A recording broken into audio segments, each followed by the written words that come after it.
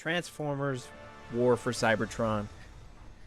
This game released in 2010, and in the eyes of many is a classic, and in the eyes of a lot of Transformers fans is the best Transformers game ever made. Every Transformers game that's come out, but this game and its sequel spawned a whole new host of Transformers fans and was the childhood game of many, myself included. I played this game so many times, going back and forth between my dad's house and my mom's house. I had a copy at each because I had to play it at both. Like, addictive, with an addictive gameplay loop, fun levels, replayable levels too. Pretty fresh when it came out, and it came out to very nice reception from everyone because it was a very well crafted game. Transformers War for Cybertron was also basically the start of the Aligned continuity, which is a lot of people's favorite Transformers continuity. I think it's definitely up there for me. The Energon continuity is kind of taken over because it's just written so well, but that's a completely different topic for a different video. This is just me yapping about Transformers and how much I like Transformers. Anyway, Transformers War for Cybertron came out in 2010, and it's an amazing game, and I think we should talk about it.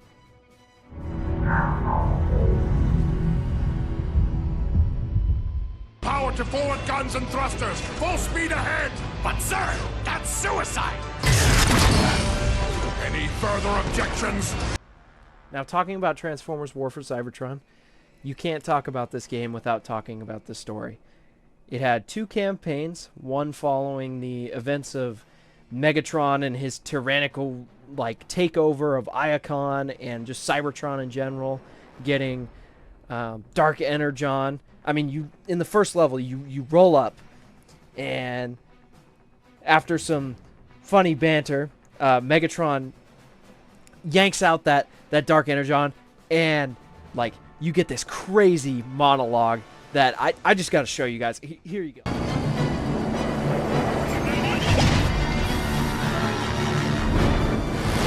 You arrogant fool! No one has ever survived direct contact!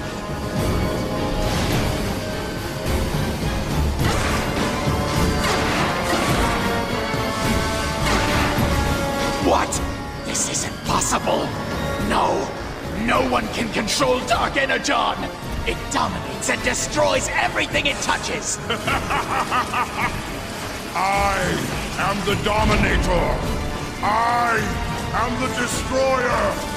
I am Megatron!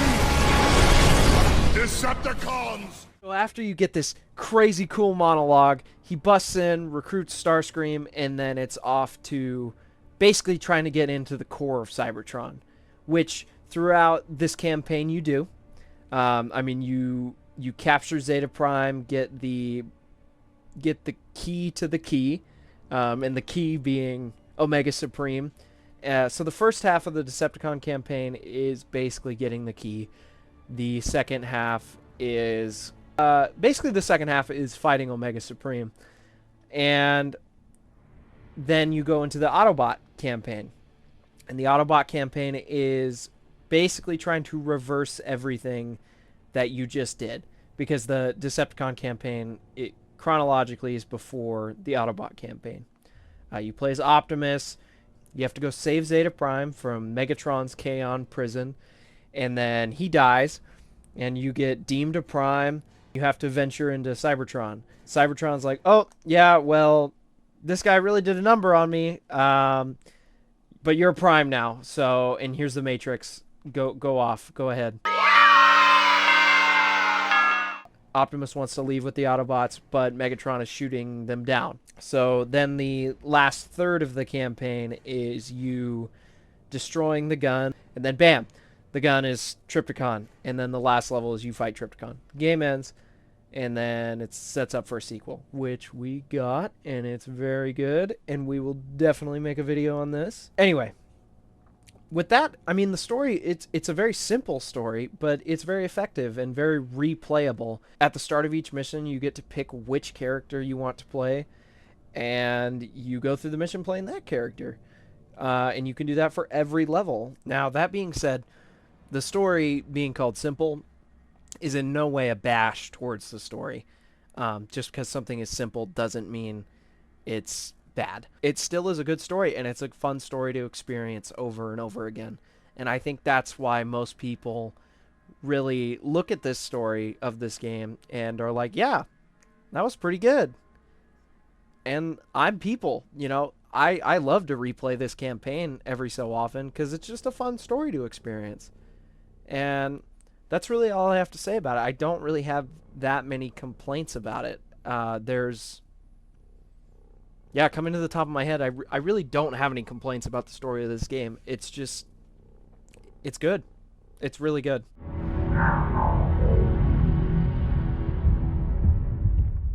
Now swapping over to our discussion about this game's gameplay. It's really fun. That's really, like, that's all I can really accurately describe it with one word. It's just fun. It's a fun game to play over and over again, not just because of the story, but it has fun gameplay. It's a third-person shooter from the 2010s. What else is there to say? That was like the golden era of that type of game. It's Gear-style gameplay, but with transformations. And it elevates it into its own type of game. There's things about this game when it comes to characters' abilities, the different guns you can use, and, of course, the transformations that take that foundation of the Gears-style gameplay and turn it into Transformers War for Cybertron. And I don't have that much to say about the gameplay because what hasn't been said about it? Everybody really enjoys this style of gameplay whenever they've played it. And if you haven't played a 2010s third-person shooter, you are missing out on, like, a core part of life. Like, that is something you need to experience. And yeah, I mean, that's really all I have to say about the gameplay.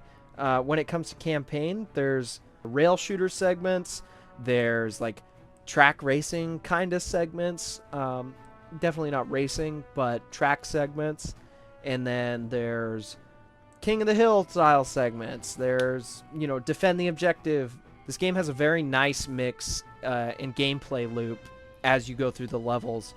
It's definitely, you walk into a room, enemies crowd in, a couple waves, and then you progress into the next area. And the enemies are different. Or you are kind of defending a spot until the waves run out. Personally, I've always found that style of gameplay done well is very fun and enjoyable to do throughout a game. And War for Cybertron is no exception to that. I really have no complaints for the gameplay.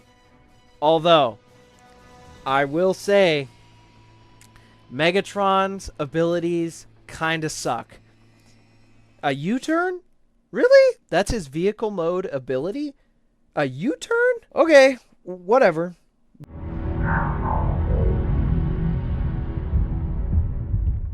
Now on to level design. I think the level design in this game it's really, really good when it's focused on.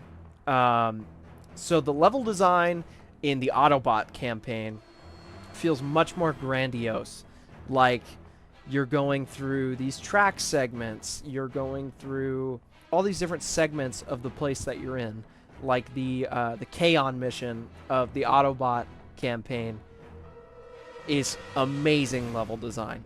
You come in from the outside, and then, you know, due to teleporting or due to, you know, breaking out, you go through all these different kind of phases of this level, and it feels really good.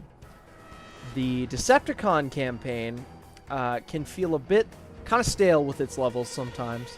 And I think that's more in part to the objective of the levels are kind of what pull it back a little bit, as well as the fact that they don't utilize the game's mechanics quite as much as the Autobot levels. There really isn't a rail shooter part. There isn't a lot of the defend the objective parts. There isn't a good track part. Definitely not like the Autobot sections. And I think that's the only thing that's really pulling that side of the campaign back. That and the boss fights of the Decepticon part do not hit nearly as hard as the boss fights of the Autobot section of the campaign. Because the Decepticon bosses are kind of like, you're just fighting robots. And I mean, of course, you're fighting robots the whole game. But I mean, you're fighting like literal, just like boxes that have guns on them.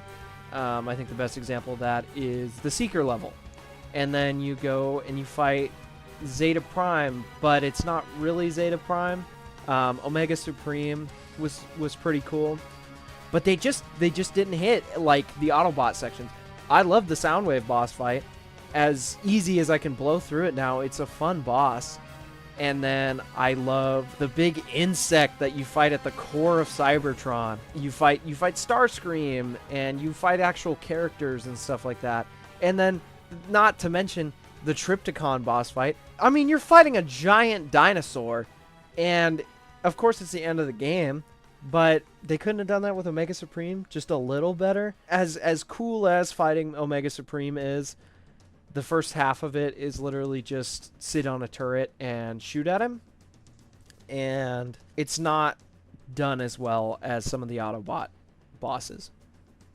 But that's really the only complaint I have about the level design. I think for the most part, the levels flow so freely for most of this game. It's so replayable. Each mission is really different, but they all follow the same kind of gameplay loop. And I think that keeps it refreshing.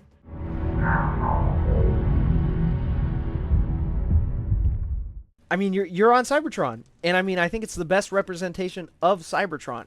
Of course, the game, it's literally in the title of the game. They kind of had to do it right, but it's really good. Like, everything feels complex, but also like organic. Like it was either built by some cybernetic life forms, or when you go deeper, it feels more like organic living, you know, with the space slugs and like the Cybertron immune system, basically.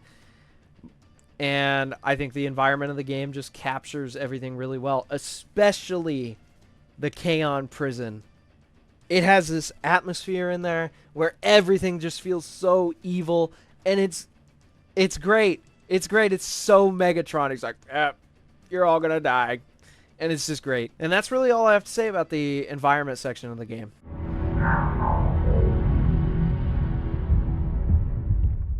You can't talk about this game without talking about its graphics. They are stellar.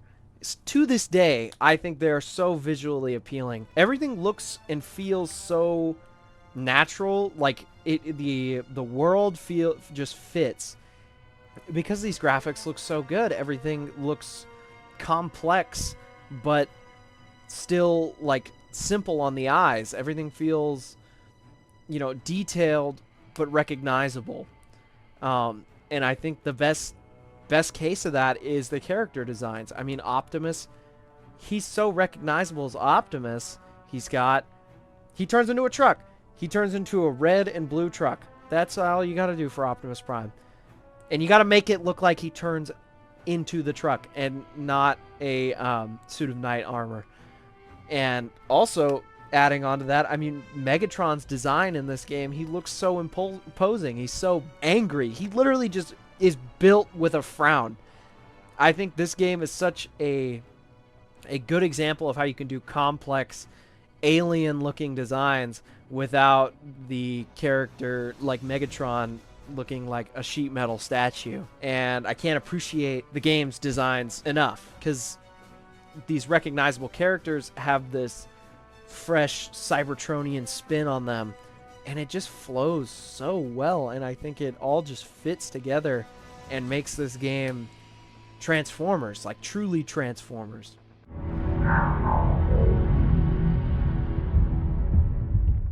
I think one of the biggest like proponents of this game being good is the portrayals of the characters, and especially the voice acting of the characters.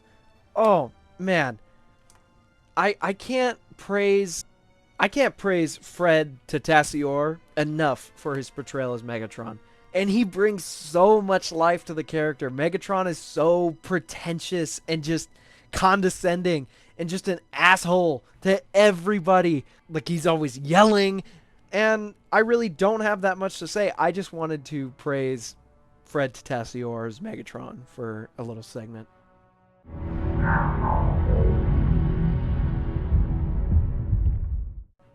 Overall, I think this game is so close to perfect, and laid such a foundation for a sequel, which it delivered on. I love talking about this game, and I love talking about Transformers. This game has resonated with me with such a passion over the past 14 years that I've played it, and I couldn't be happier to be praising it today. It provides such a fun gameplay loop and just a nice, refreshing, simple story and beautiful graphics to look at the whole time. And the characters are exactly what they need to be. Optimus is Optimus Prime. He's not some crazy psychopath. Megatron is some crazy psychopath. That's really all I have to say about it. I mean, Transformers War for Cybertron is, in my opinion, a must-play. And it's definitely a gateway into Transformers. And yeah, that's really about it. If you guys enjoyed this video, I appreciate you guys watching, and let me know what you guys thought. Let me know what I can do differently. I really do enjoy making these videos, and I'm excited to grow things, and I'm excited to see what you guys want. I'm excited to do more videos and learn better ways to edit and record and all that different kind of stuff. Anyway, all that being said, thank you guys for watching. See you later.